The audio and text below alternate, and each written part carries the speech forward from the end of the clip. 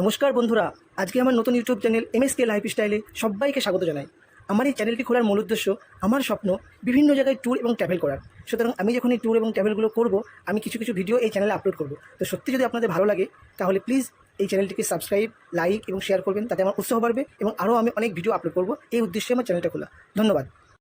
এবারের গরমের ছুটি পড়ার আগেই আমি প্ল্যান করেছিলাম নর্থ বেঙ্গলে ট্যুর করার। নর্থ বেঙ্গলে কোথায়? দার্জিলিং যাওয়ার। কিন্তু দার্জিলিংয়ে যে প্যাকেজ শুনলাম সেখানে থেকে আমার মনে হয় সিকিম যাওয়া অনেক ভালো। তার থেকে একটু হয়তো বাজেটটা বাড়বে, বাট আপনি বরফ এবং আরও অনেক কিছু দেখে আসতে পারবেন। এই জন্য আমি মে মাসের 9 তারিখে অনেক ট্রেনের টিকিট খোঁজাখুঁজি করেছি, কিন্তু যেহেতু পিক সিজন, সব স্কুল কলেজ ছুটি পড়ে যাচ্ছে, সবাই চলে যাচ্ছে কোথাও ট্যুর করতে, কোনো ট্রেনের টিকিট ঠিকমতো পাওয়া যাচ্ছে না। তাই আমি ভাবলাম বন্দে ভারতের কথা, যেহেতু আমার ওয়াইফ আছে এবং তিনি এখনও কোনো সময় বন্দে ভারতে ওঠেননি, তাই বন্দে ভারতকে ওঠানোর জন্যই আমি বন্দে ভারতের টিকিট কেটে ফেললাম মে মাসের 9। কিন্তু আমি টিকিট তো কাটলাম মে মাসের 9 তারিখ, কিন্তু এই যে গরম, অসহ্য গরম, এর জায়গা থেকে বাঁচার জন্য আমি রাতের বেলায় ভেবে নিলাম যে এই ফাঁকটাতে আমি ঘুরে আসি সামনে আমাদের কাছের বঙ্গোপসাগর, বে অফ বেঙ্গল, সামনের দীঘাতে।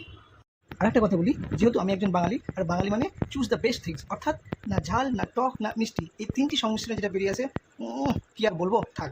তো আমি সিকিমে সেই বরফ পাওয়ার আগে এখন চলে এসেছি দীঘাতে, সেই সমুদ্রের স্পর্শ নিতে। তো এখানে এসে দেখি এই যে সন্ধ্যাবেলার মনোরম পরিবেশ, তারপর আমরা এসেছি দুজনে আবার